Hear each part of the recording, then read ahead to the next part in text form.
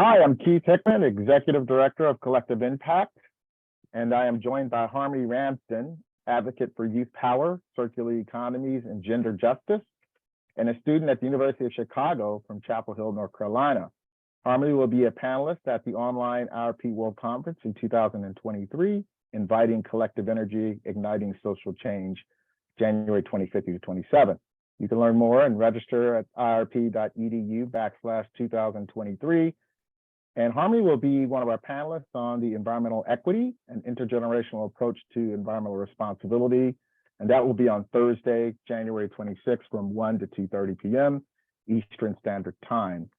In this session, we will be exploring the modern day environmental change movement led by Generation Z to baby boomers. Harmonie, it's so great to have you here. Thank you for your time today. And I just want to start with just asking you just 3 questions. And the first one is, why are restorative practices important to your work? Yeah, thank you, Keith. I'm so excited to be attending this in January, and I'm happy to be talking with you today.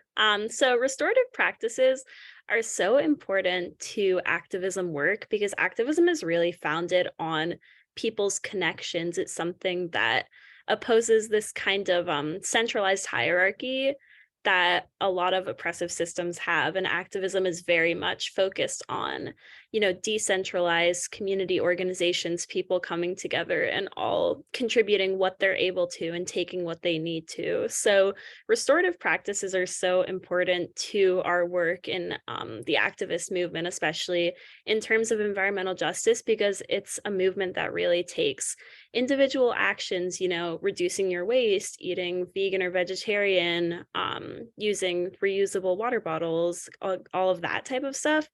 And then there's also that community aspect, which is talking to your legislators about, putting a ban on plastic bags or putting a tax on plastic bags, and talking to banks and stakeholders, fossil fuel contributors who are, contributing to our climate crisis, and speaking to them about why their work is creating problems for our environment. So that environmental activism is very much a multifaceted approach where people are really working both on themselves and in their communities. So restorative practices is something that's really crucial to the movement. And it's something that if we didn't have these strong interpersonal connections, we wouldn't be able to be making as big of a change as we are now, because activism is not something that's founded by one person. It's something that's really, really advocated for by a collective. Great. That's really cool. And I know that you have a long, extensive history dating back to, in high school that you were an activist in doing this work. So looking forward to hearing more about that on the panel. What are you looking forward to sharing on the panel? Yeah, so something that I'm really looking forward to sharing on this panel is the Gen Z perspective of, activism, environmentalism, restorative practices, because a lot of the time when we have these discussions, especially at, big international conferences like this, it's a lot of boomer Gen X stakeholders who are talking about their perspective. And frankly, we are in 2022, and it is really important that people who are under 35 get their voices heard as well, because we are such a big stakeholder in activism and in other practices, whether it's businesses, advocacy, education, anything like that. Young people are the future of those movements, literally, and, in our actions.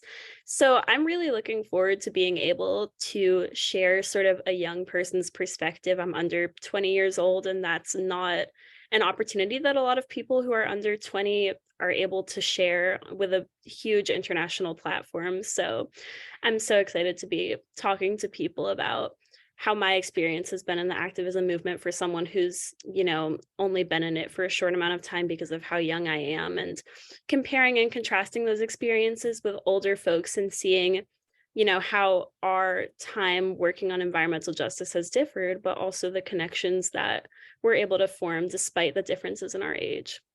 Yeah, it's wonderful. Yeah, I am too. I'm glad that we were able to bring together people from different generations that are a force in leadership around the environmental justice movement. And my last question, Harmonie, and thank you for your time. Why is this conference important to you? Yeah, I think this conference is so important because as we're emerging from COVID, one of the biggest things that especially Gen Z has lost is our ability to create interpersonal connections. Something that people under 35 have said that they struggle with in the workplace is finding those opportunities to talk to their coworkers outside of work, to communicate what their needs are, whether it's, mental health or, hey, I need help on this project, all of that. And it's something that especially younger generations have been struggling with. So, coming out of the pandemic, we're still on virtual Zooms here. So that just shows you, we're still struggling through a pandemic and we're still finding a way to refocus what our needs are as we're coming out of it. So I think this conference is really important because it's giving people, an opportunity to talk about restorative practices and creating relationships and fostering connections with other people in a time when it has been so volatile. So this conference and working with IIRP has been a really good experience for me. And I hope that the conference attendees are also able to take a lot away in terms of, communicating with others and finding those connections. Wow, this is great. Harmony, I'm so looking forward to joining your panel and being a part of your panel. Thank you for your time today. Again, you can learn more and register at iirp.edu/2023. That's iirp.edu/2023.